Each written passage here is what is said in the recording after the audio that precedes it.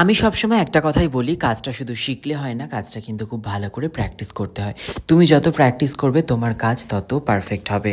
এখন যে ভিডিওটা শেয়ার করছি সেটা হচ্ছে এই কথাটার একটা ছোট্ট উদাহরণ। তাহলে ভিডিওটা একটু মন দিয়ে দেখো। হয়েছে আজকে পিয়াসি ফার্স্টে প্র্যাকটিস কমপ্লিট করেছে, খুব ভালো হয়েছে।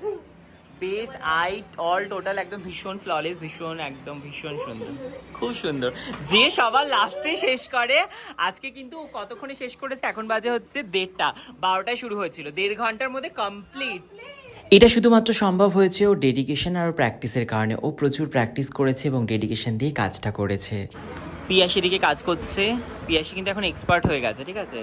ফার্স্টে তো প্রথমে বেস মেকআপ করে নিয়েছে, বেস মেকআপটা খুব সুন্দর করেছে, তারপরে আবার আইব্রো করছে। সবাই যেমন আইব্রো আগে করে নিয়ে, যেমন ও না আইব্রো পরে করছে।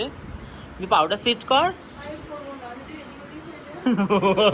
কনফিডেন্সটা কম। পিয়াসি কিন্তু কনফিডেন্স বেড়েছে একটুখানি, বেশ ভালো লাগলো দেখে ব্যাপারটা।